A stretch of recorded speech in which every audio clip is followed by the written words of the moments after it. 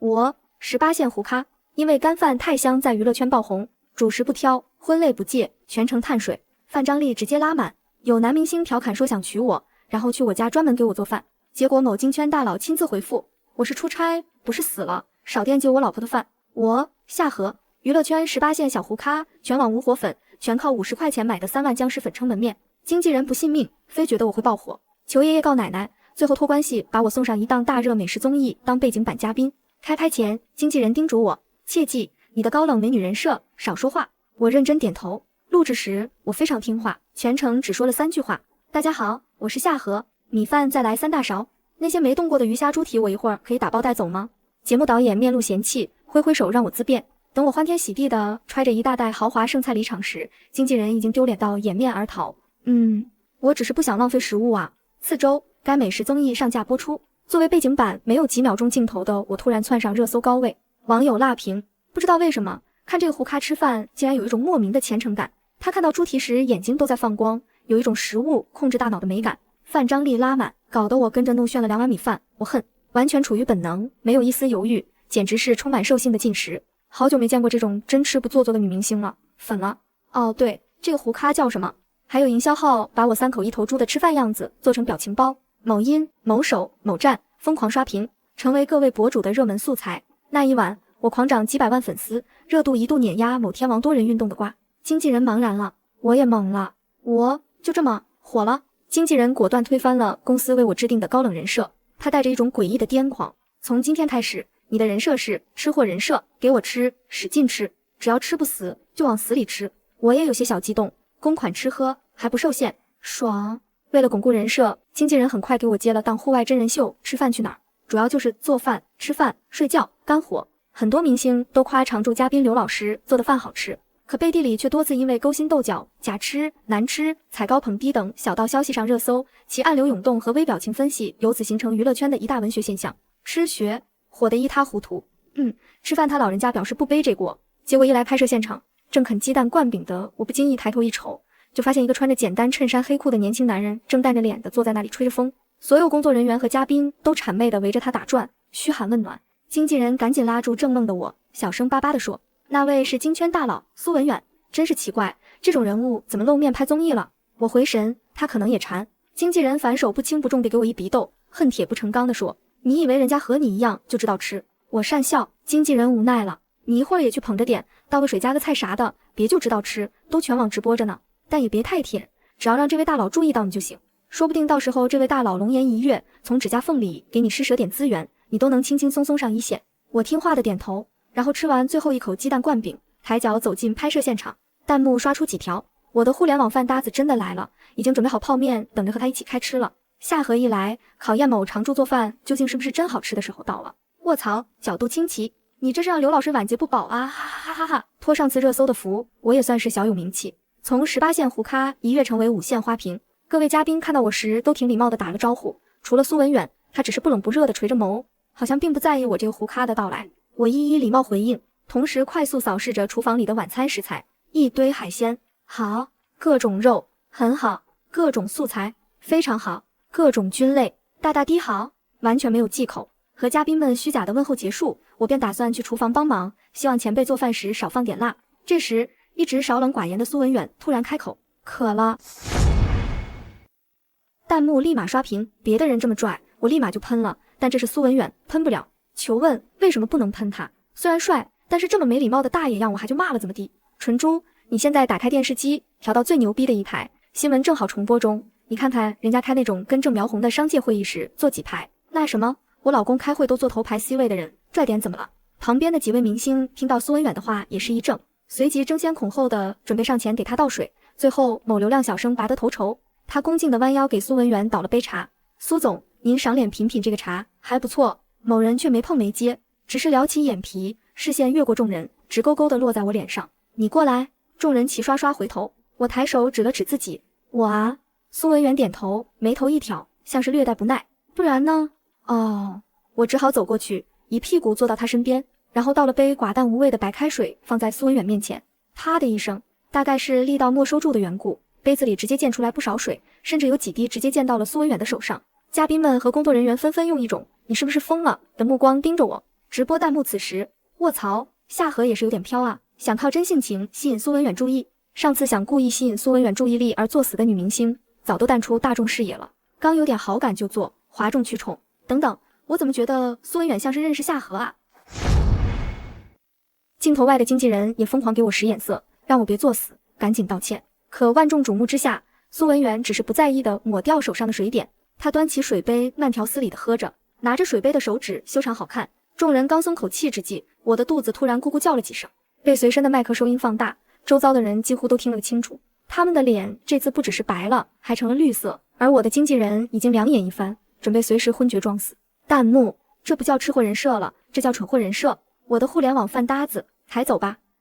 没人注意苏文远刚刚好像无奈的笑了声吗？我尴尬的捂着肚子，刚吃完鸡蛋灌饼，怎么就又饿了？下次还得让老板加2个蛋。所有人心惊胆战之际，苏文远突然抬起眼皮，他看向嘉宾们，语气还挺礼貌，麻烦问问什么时候可以开饭。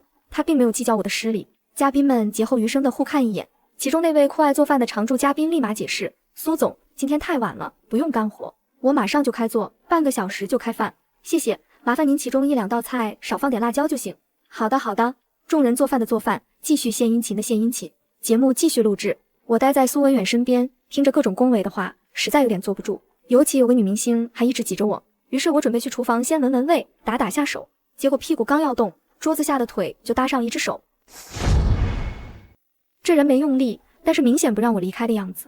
想着摄像头拍不到桌子下的暗流涌动，我悄咪咪地戳了戳这只手，然后就被反手牢牢牵住，亲昵不已。我轻咳一声，急忙懂事的用空着的那只手给苏文远续杯。苏总，再来点水不？苏文远表情没有刚来时那么冷淡了，他去我一眼，不答反问，你叫我什么？我一顿，悄咪咪扫了眼一直对着我拍的机器，近在咫尺的明星嘉宾，以及衣领上一直收音的麦克。犯愁了？不是，我勒个豆，我要怎么当着这么多人的面喊苏文远老公？是的，京圈大佬苏文远是我这个18线胡咖的老公。这个消息就是有人爆出去，估计都不会有人信，说不定还骂我2句颠簸。可他还真是我老公，合法扯证，合法同居，是我一起长大的青梅竹马。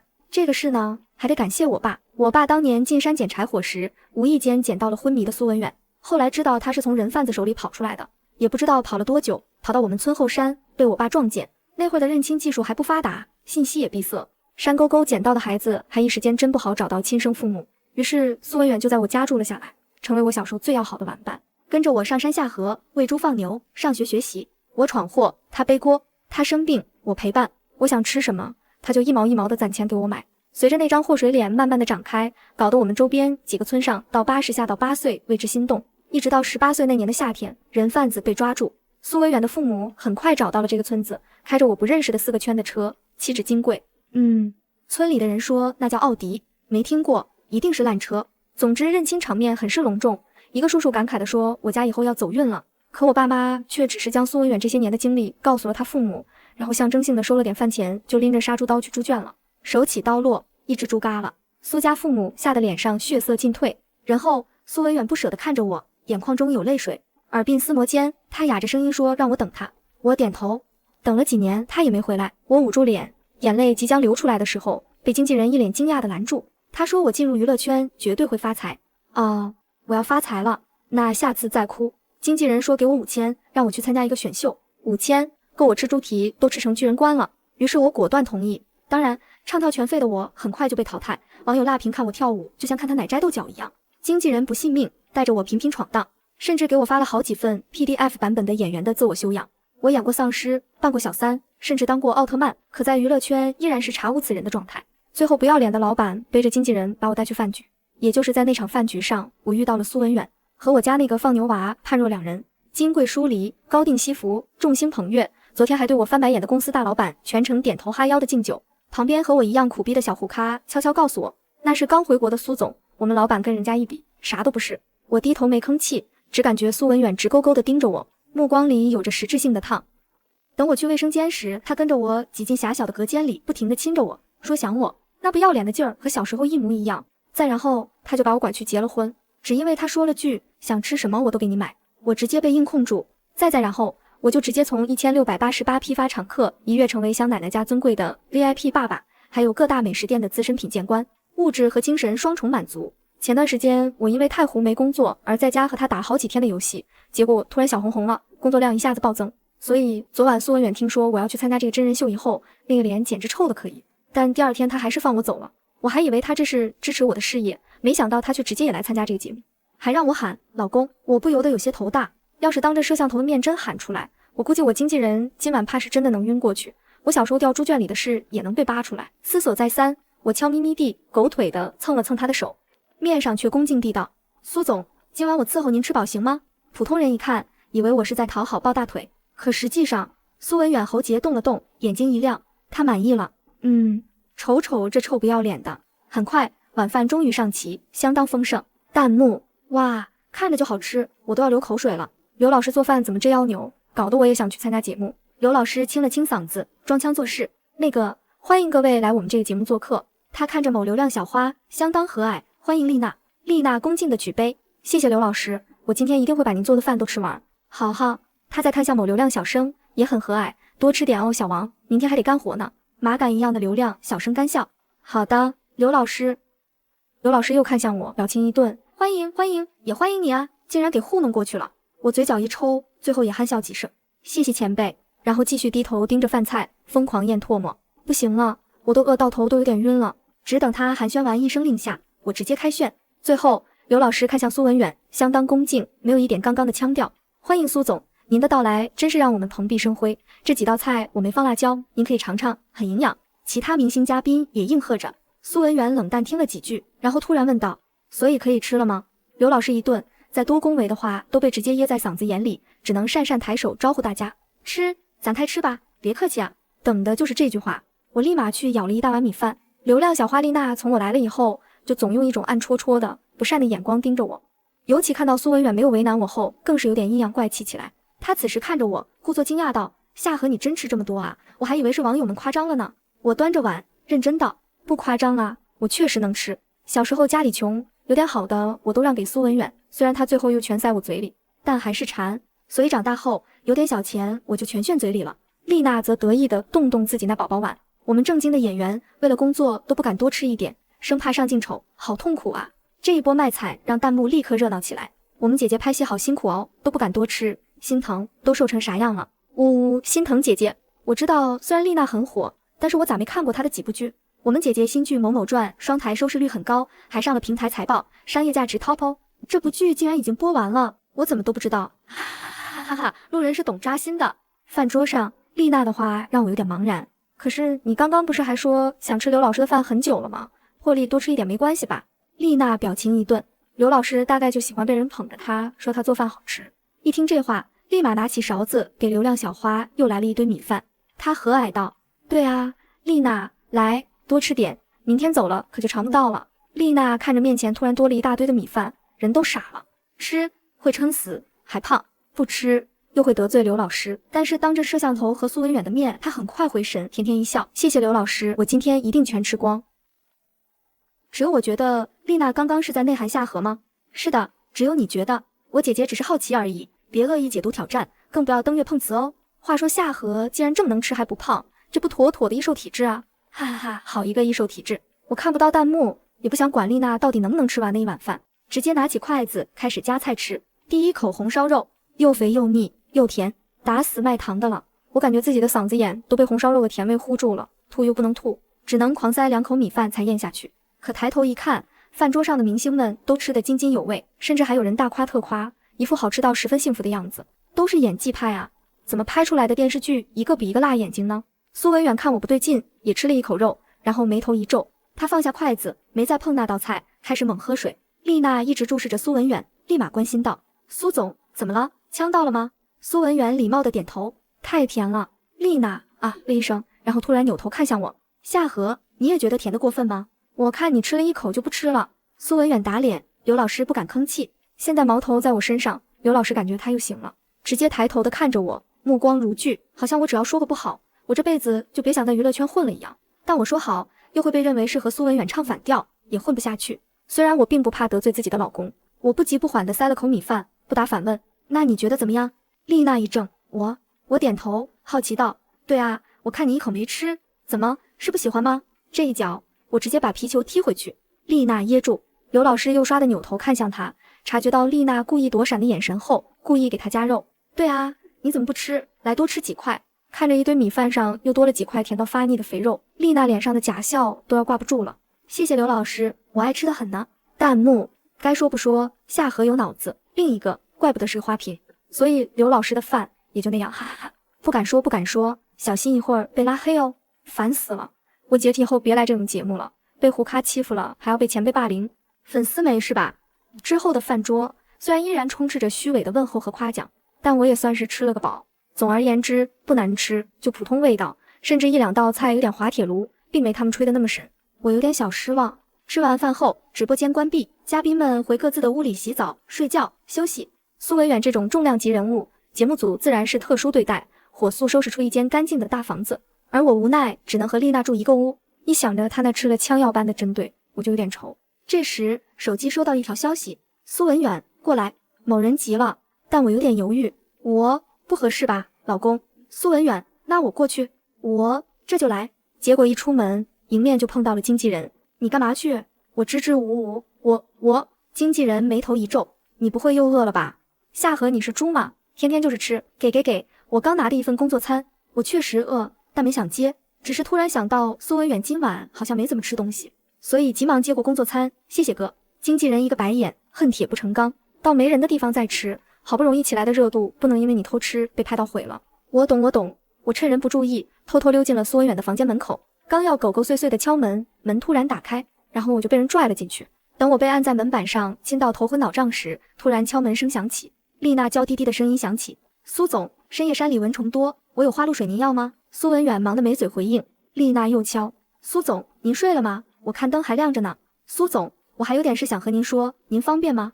苏总，苏文远终于回应了，他冷声道：不方便，在忙。被落了脸，丽娜的语气有点失落。我见犹怜，您别误会，我就是想关心一下您。不熟，滚。好的，那您就早点睡哦。丽娜虽然有点小心思，但还是不敢惹怒苏文远，无奈转身要走。这时我没忍住呜咽了一声，反应过来，急忙就捂住嘴。苏文远揶揄：老婆要小点声啊，别人听见你又会生气。你闭嘴，我欲哭无泪。丽娜自然听到了，她脚步一顿，想问些什么又不敢。没一会儿，我就听到她在外面到处问工作人员有没有看到我，越问声越抖。次日天刚刚擦亮，苏文远得紧急出差一趟。霸总真是一个传奇般的职业，起得比鸡早，睡得比狗晚，精力十分旺盛。等他被秘书接走后，我才趁众人不注意回到房间。一进门，昨天还看我不顺眼的丽娜不知道何时就醒了，不对，她应该就没睡。她顶着2个黑眼圈，敢怒不敢言地看着我，以为她要作妖，结果却只是翻了个身，没为难我。我懒得搭理她，埋头又不起了觉。睡醒后，节目继续录制，来了个新嘉宾，一个刚火起来的男流量，叫徐川，长得浓眉大眼，跟谁都能热情友好的搭句话，连我这个胡咖他都态度十分友善。我干农活时，他也不偷懒，各种学习，埋头苦干，甚至结束了还能帮刘老师做饭，我都不用看弹幕，都能知道这种热情大男孩的人设是观众最喜欢的一类。但不得不说，他做饭的手艺比刘老师略胜一筹。其他人就算再累再饿，也要保持体型，不敢多吃。只有累了一天的我吃得很香，猛猛狂炫了3大碗饭。徐川看着我，很是惊喜。夏荷，我们这种做饭的人最喜欢看别人吃这么香了。我夸他，因为确实好吃，你做的饭很棒。徐川开朗极了，哇，感谢。夏荷，突然好想娶你，然后专门给你做饭。我想到家里那个醋精，我立马说大可不必。徐川应该也只是开个玩笑，依然笑嘻嘻的。但之后录制节目时，一直跟在我身边，甚至还给我单独开了次小灶，我躲都不好躲，只能祈祷苏文远忙着开会，看不到这一段。弹幕纷纷调侃，感觉夏荷来参加这种节目就是老鼠进了米缸。不得不说，夏荷和徐川挺配，性格也好，一个爱吃，一个会做，磕到了。不行，还是苏文远和夏荷比较有 CP 感，霸总和金丝雀的人设谁懂啊？晚饭前，我的录制结束，和众人一一道别后，经纪人开车把我接走。坐在后排，一边啃着豪华 Plus 版鸡蛋灌饼，一边听他说着我这2天的热度，反响不错，又涨了很多粉丝。但是丽娜的粉丝疯狂抹黑我，凭空又是一种热度。只有丽娜不知道抽了什么风，疯狂下场劝粉丝别闹，反而被粉丝扇了几个鼻窦，整个晋西北乱成一锅粥。总之，经纪人很满意。夏荷，你现在是真的火了，平时一定要注意自己的言行举止，不要让人以为你只是3口1头猪的小吃货。你不知道有多少眼睛盯着你，看着你。我知道你是个很爱吃的孩子，也希望你能保持这份贪吃，但你更要严格要求自己，谨言慎行，起到偶像的表率作用，该吃的吃，不该吃的不吃，这样才能走得更远。我一个吃货还得谨言慎行，又不是睡和睡。经纪人继续，你和许川的 CP 感也不错，他说要娶你那句话都上了热搜，现在都有个小成本爱情电影找上门了。我沉吟，我就不接了，演出来辣眼睛。经纪人也是这么想的，确实，我怕你那演技，演完直接被骂退圈。不过这都比不过你和苏文远，有人觉得你俩特像那种霸总和娇妻，网友们都写了几篇同人文。奇怪的是，竟然没被删帖。苏总不愧是苏总，度量有时候还是很大的，热度就不是普通明星能比的。这不，你俩的名字又突然上热搜了。经纪人说着，点了点手机屏幕里我和苏文远的热搜词条，然后他掉凳了，真掉了，整个人宛如受了什么天大的刺激一般。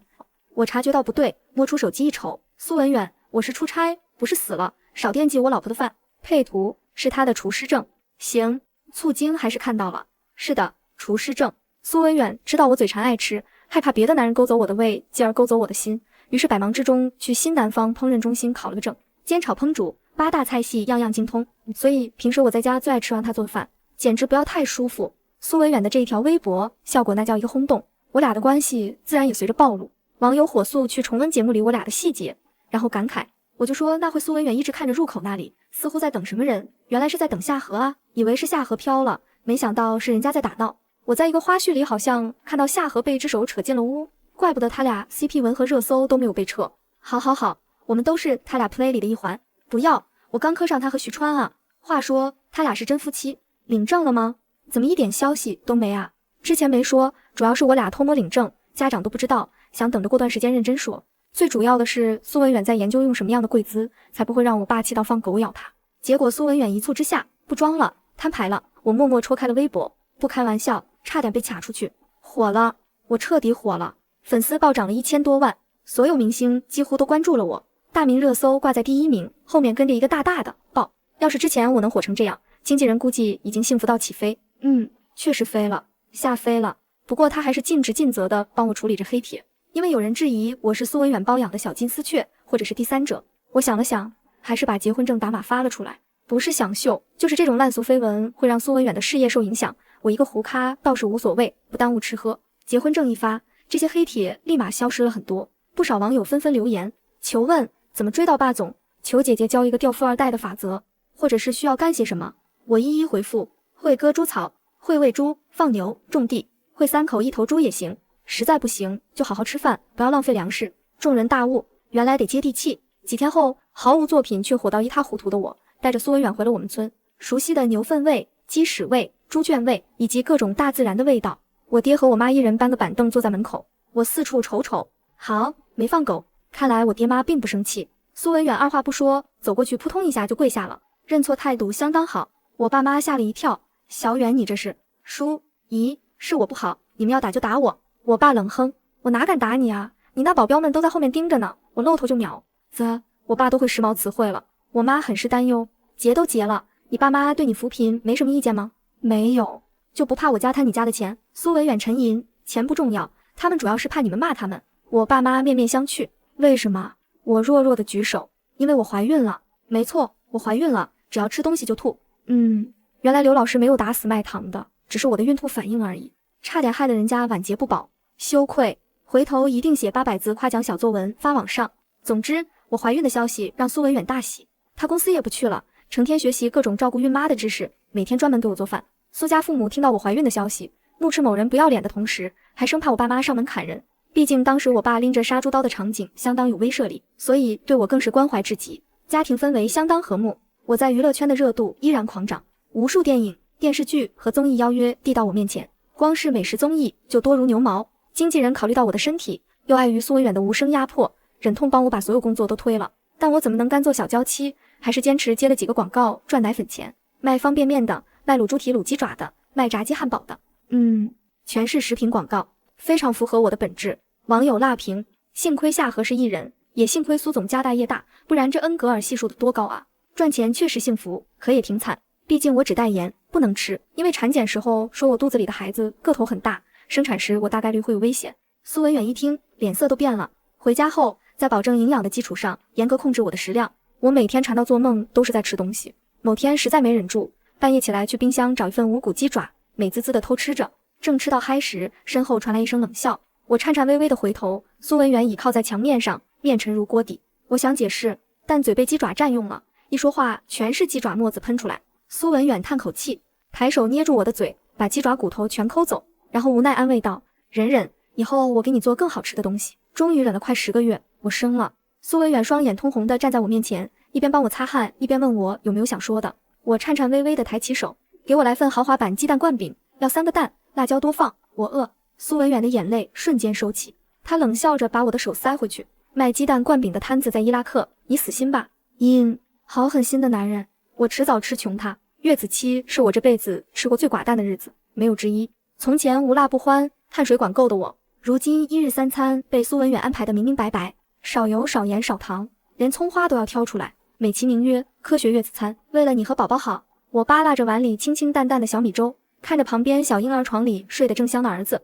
气鼓鼓地戳了戳他软乎乎的小脸蛋。都怪你，害得你妈我连口辣椒都吃不上。小家伙哼唧了2声，咂巴小嘴，继续睡他的大头觉，半点没接收到老母亲的怨念。苏文远端着刚炖好的燕窝进来，正好撞见我欺负儿子，无奈地把碗放在床头柜上，伸手把我作乱的手攥住，别戳他，脸嫩，戳红了又要哭。他低头，怎么啦？又嫌粥不好吃？我立马收回手，扒住他的胳膊晃了晃，开启撒娇模式。老公，我就吃一口鸡蛋灌饼，就一小口，不加辣也行，我就吃个饼皮行不行？为了这口吃的，我已经跟他磨了整整3天。从前说一句想吃什么我都给你买的男人，如今在吃的事情上比我妈管得还严，油的不行，咸的不行，辣的不行，连我最爱的卤猪蹄都只敢给我抿一口汤。苏文远叹了口气，把燕窝碗递到我手里，勺子塞到我手上，先把这个喝了。医生说你产后气血虚，得好好补，等出了月子，你想吃什么，我亲手给你做，保证比路边摊的好吃。我撇撇嘴，不情不愿地喝着燕窝，倒不是嫌弃，就是馋那口烟火气。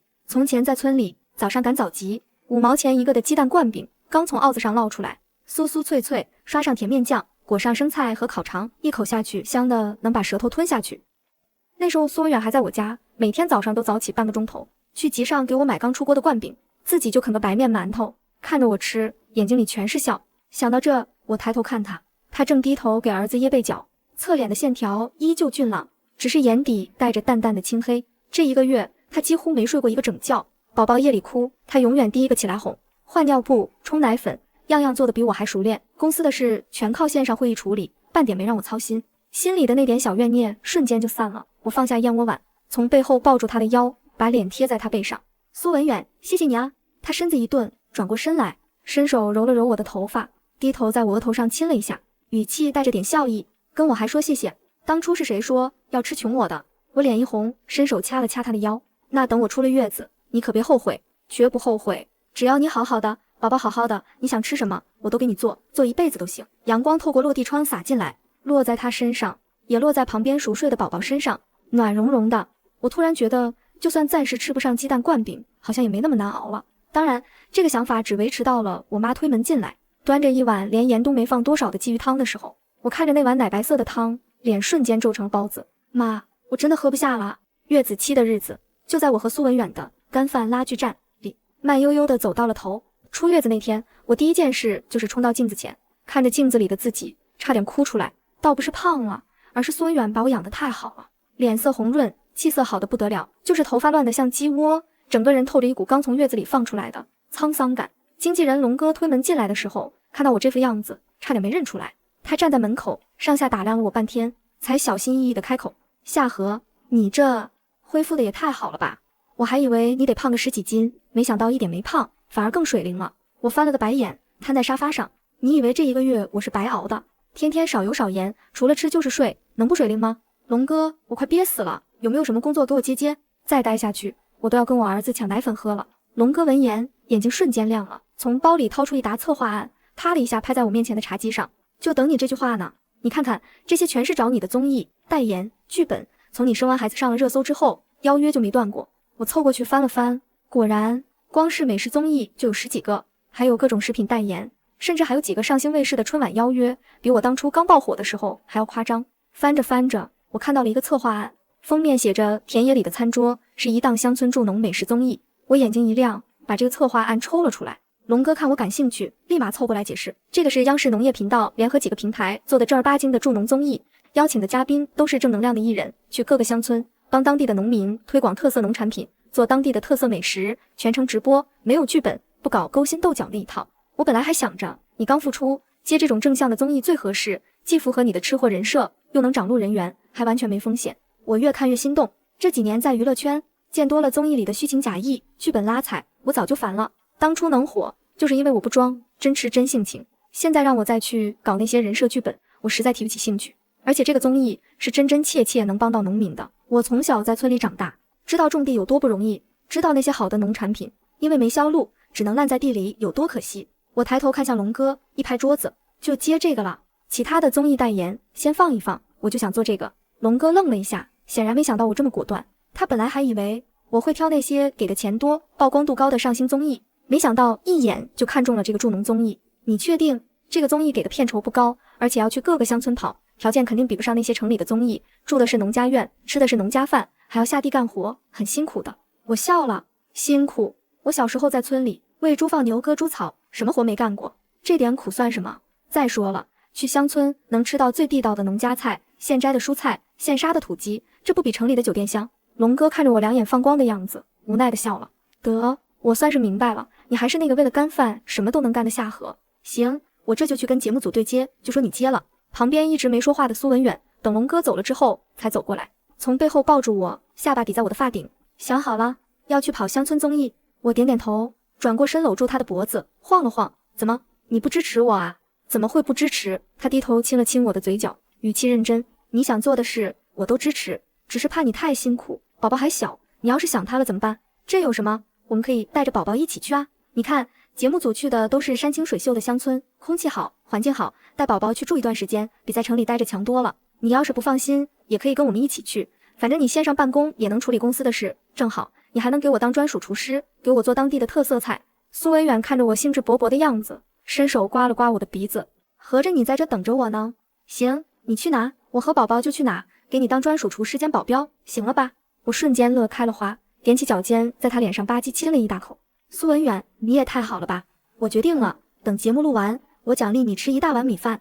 田野里的餐桌第一期录制定在了南方的一个小山村，叫溪口村。这里山清水秀，盛产橘子和竹笋，还有当地特色的笋干腊肉、橘子酿。只是因为地处偏僻，交通不便，这些好东西都卖不出去，村民们日子过得并不富裕。我们到村子的时候，正好是早上，晨雾还没散，漫山遍野的橘子树挂着黄澄澄的果子，风一吹，满是橘子的清香。一下车就深吸了一口气，哇，这空气也太好了吧，还有橘子味。节目组的导演看到我们，赶紧迎了上来。看到苏文远的时候，明显愣了一下，显然没想到这位传说中的金圈大佬真的跟着一起来了。导演赶紧伸出手，恭敬地跟苏文远握手。苏总，没想到你也来了，真是蓬荜生辉啊。苏文远淡淡点了点头，语气客气却疏离，不用管我，我就是陪夏荷过来的，你们正常录制就行，我不打扰。说完，他伸手接过我怀里的宝宝，熟练地调整了一下抱姿，宝宝在他怀里睡得安安稳稳，半点没醒。直播间的弹幕瞬间就炸了，卧槽，苏总居然真的跟着来了，这是什么神仙爱情啊！我的天，苏总抱孩子也太熟练了吧，这就是传说中的霸总奶爸吗？爱了爱了，救命！别人录综艺带经纪人，夏荷录综艺带老公带孩子，这也太勇了吧！我就说夏荷和苏总是真感情，那些说夏荷是金丝雀的，脸疼不疼？我看着弹幕忍不住笑了，跟其他嘉宾打了招呼之后，我才发现这次的嘉宾里居然有老熟人。许川站在不远处，看到我，笑着挥了挥手，走了过来。夏荷，好久不见，恭喜你啊，当妈妈了。我笑着跟他打招呼，好久不见，你也来录这个综艺啊？对啊，我本来就是农村出来的，这种助农综艺我肯定要来。许川挠了挠头，笑着说，本来还想着这次终于能给你做顿饭了，没想到苏总也来了，我这手艺怕是班门弄斧了。话音刚落，苏文远抱着孩子走了过来，淡淡看了徐川一眼，语气听不出情绪。没关系，你可以做，夏荷爱吃就行。我看着两人之间莫名的气氛，赶紧打圆场，都做都做，人多做饭才香。对了，徐川，你对这里熟吗？有没有什么好吃的，给我推荐推荐。一说到吃的，我瞬间就来了精神。徐川也笑了，开始给我介绍当地的特色美食，什么笋干炖土鸡、腊肉炒蕨菜、橘子糯米糍，听得我口水都要流下来了。直播间的弹幕瞬间笑疯了，救命！夏荷还是那个夏荷，3句话不离吃的，笑死！前一秒还在尴尬，一说到吃的，瞬间什么都忘了。这才是我认识的夏荷。节目组给我们安排的任务很简单，分成2组，跟着村民去山上采竹笋，摘橘子，晚上用自己采的食材做一顿农家宴，直播带货，帮村民们卖当地的橘子和笋干。我和徐川还有另外一个老戏骨张老师分到了一组。苏文元本来想跟着我，但是被我赶去带孩子了，毕竟录节目总不能让他一直跟着，影响不好。到了竹林里，村民大叔教我们怎么找竹笋，怎么挖才不会伤到竹根，我听得认认真真，拿起锄头就上手了。徐川和张老师还在旁边研究怎么找笋，我已经一锄头下去，挖出了一个胖乎乎的春笋，举起来对着镜头晃了晃，笑得眼睛都眯成了一条缝。快看，我挖到了，好大一个！直播间的弹幕瞬间刷屏，卧槽，夏荷也太厉害了吧，一挖一个准，救命！别人录综艺是来作秀的，夏荷是来真的。这挖笋的手法一看就是练过的，我就说他之前说会割猪草喂猪是真的。旁边的徐川和张老师都看呆了，纷纷凑过来向我请教。我也不藏私，把小时候我爸教我的挖笋技巧全都教给了他们。没一会儿，我们3个人就挖了满满一筐竹笋。下山的时候路过橘子园，看着满树黄澄澄的橘子，我又走不动道了。村民大叔笑着给我摘了一个，剥开皮，一半橘子塞到我嘴里，甜丝丝的汁水瞬间在嘴里爆开，带着淡淡的果香，一点都不酸。我眼睛瞬间亮了，3口2口就把一个橘子吃完了，对着镜头疯狂安利。家人们，这个橘子真的巨甜，水分超足，我从来没吃过这么好吃的橘子，你们一定要尝尝。直播间的弹幕瞬间笑疯了，救命！夏荷这安利也太真实了吧，我隔着屏幕都流口水了。完了，我已经打开购物车了，夏荷说好吃，肯定错不了。等我们回到村里的农家院的时候，苏文元已经抱着宝宝在院子里等着了，旁边的小桌子上放着洗好的水果和温水。看到我拎着满满一筐竹笋回来，满头大汗的样子，他赶紧走过来，语气里带着点心疼，累坏了吧？喝口水歇会儿。我喝了一大口水，笑着把挖出来的最大的那个竹笋举到他面前。他看着我一脸求夸奖的样子，忍不住笑了，伸手揉了揉我的头发，厉害，我们夏荷最厉害了。行了，歇会儿，晚上我来做，你等着吃就行。旁边的徐川看着我们俩的样子，无奈的笑了。得，我算是看出来了，今天这顿饭我是没机会上手了。院子里的人都笑了，阳光洒下来，满是欢声笑语。晚上的农家宴是苏文远和徐川一起做的，苏文远掌勺，徐川打下手，2个人一个精通8大菜系，一个熟悉农家菜，配合的居然意外的默契。我本来想进去帮忙，结果被苏文远推了出来，说厨房油烟大，让我在外面带孩子，等着吃就行。我乐得清闲，抱着宝宝坐在院子里，跟直播间的网友们聊天，给他们介绍当地的特色农产品，还有村民们的故事。没一会儿，厨房里就飘出了香味，先是笋干炖土鸡的鲜香味，然后是腊肉炒蕨菜的咸香味，还有橘子糯米糍的甜香味，一道道菜端上桌，色香味俱全，看得我口水都要流下来了。直播间的弹幕已经疯了，卧槽，这也太香了吧，隔着屏幕我都闻到味了，救命！苏总居然真的会做饭，而且看起来手艺超棒，这是什么神仙老公啊！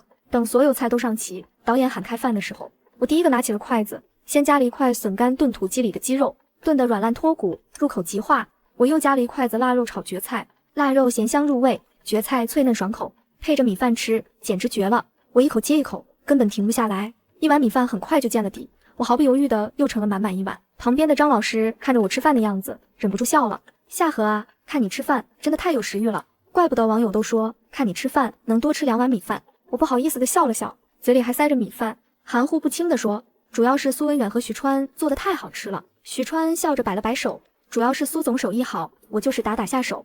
苏文远坐在我旁边没说话，只是一直给我夹菜，把我爱吃的菜都放到我面前，看着我吃的香，他眼里全是温柔的笑意。吃到一半，我们开启了直播带货，我拿起一个橘子对着镜头剥开，一半一半的吃，给大家看橘子的水分和甜度，又拿起笋干给大家介绍怎么做才好吃。家人们，还有这个笋干都是山上挖的春笋，自然晒干的，炖肉炒肉都特别香，你们买回去试试，不好吃你们回来找我。我的话刚说完，直播间的链接就被拍爆了，导演在旁边看着后台的数据，眼睛都瞪圆了，一个劲的跟我们比手势，说橘子和笋干都快卖断货了。不到1个小时，村里准备的几千斤橘子和笋干就全部卖光了。村民们站在旁边看着后台的销量，一个个激动的红了眼眶，拉着我们的手，一个劲的说谢谢。看着他们开心的样子，我心里也暖暖的。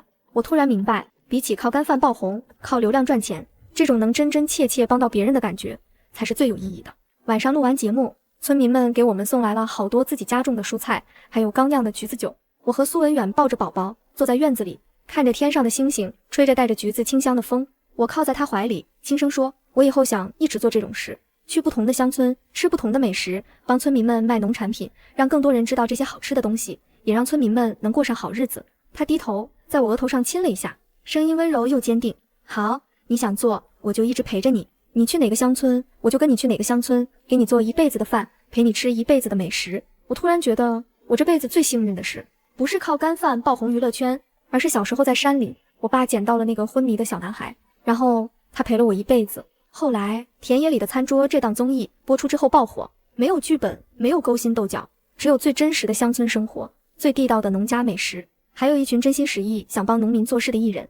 而我也不再是那个只会靠干饭博眼球的18线胡咖，我成了乡村助农大使，去了几十个乡村，帮村民们卖了无数的农产品，也吃遍了大江南北的美食。当然，我的身边永远都有苏文远，他永远是我的专属厨师，永远是我最坚实的后盾，永远会在我吃完一碗米饭之后，笑着给我再盛满满一碗。很多人问我爆红的秘诀是什么，我总是笑着说，没什么秘诀，就是好好吃饭，好好生活，真诚待人，永远保持对生活的热爱，对美食的热爱。毕竟人间烟火气，最抚凡人心。而我会带着我的热爱和我爱的人一直吃下去，一直走下去。毕竟我的目标可是吃穷那个姓苏的男人啊。